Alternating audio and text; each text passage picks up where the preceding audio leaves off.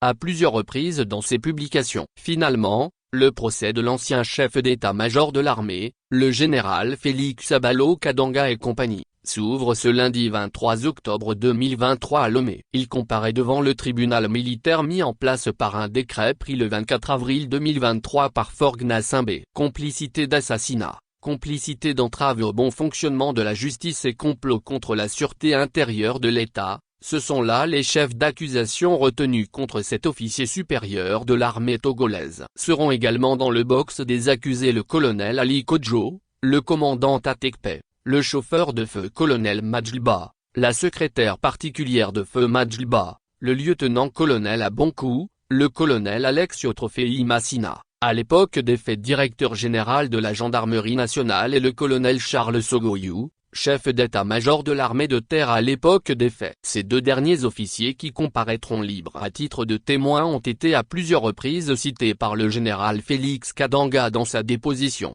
Le procès qui s'ouvre ce lundi 23 octobre 2023, est lié à l'affaire dite Toussaint Majliba, commandant du bataillon d'intervention rapide, BIR, assassiné dans des conditions troubles dans ses bureaux le 4 mai 2020. L'enquête ouverte a débouché sur l'arrestation de plusieurs éléments de l'armée dont certains ont été gardés au secret dans les locaux de l'ANR jusqu'à ce jour. Le général Abalo Félix Kadanga entre-temps démis de ses fonctions de chef d'état-major le 6 décembre 2020 et nommé à la tête de la Commission nationale pour la lutte et la prolifération des armes légères, CNRELPAL, le 16 mars 2021, a été arrêté le 12 janvier 2023. Il a été ensuite présenté au procureur et à un juge d'instruction. Une fois l'instruction close, les principaux inculpés ont été renvoyés devant le tribunal militaire. Selon des sources concordantes, le chauffeur de feu colonel Majliba, accusé d'avoir remis l'arme de son patron à l'assassin avant de la remettre à sa place après le crime,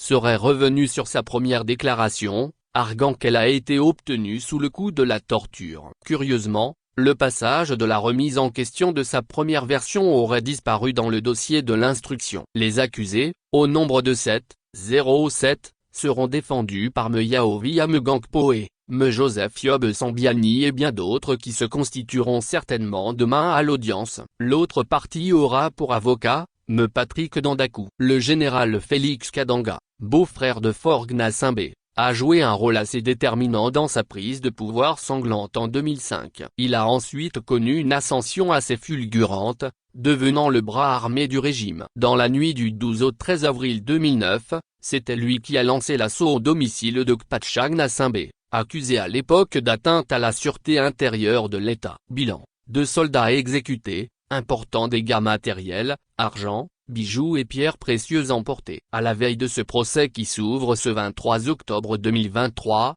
Forgna Simbé, revenu de son escapade d'Abu Dhabi, Milan, a convoqué en fin d'après-midi de ce dimanche 22 octobre à la présidence les chefs corps de l'armée togolaise pour les informer officiellement de l'ouverture du procès et des dispositions sécuritaires à prendre. En septembre 2011, en pleine audience au palais de justice de Lomé, Kpatchagna Simbé avait ouvertement accusé Félix Kadanga d'avoir volé des bijoux à son domicile. Et ce dernier de répliquer à Kpatchagna Simbé devant le juge d'un ton sentencieux: « Tu es un menteur, tu ne t'en sortiras jamais ». 15 ans plus tard, Félix Kadanga va-t-il réussir, lui, à s'en sortir? Rien n'est moins sûr. Ce procès qui s'ouvre dans quelques heures, loin des médias et pour une semaine selon des sources, va-t-il permettre de savoir la vérité sur l'assassinat du colonel Toussaint Majliba? Les Togolais attendent de voir. Ferdinand Hayit.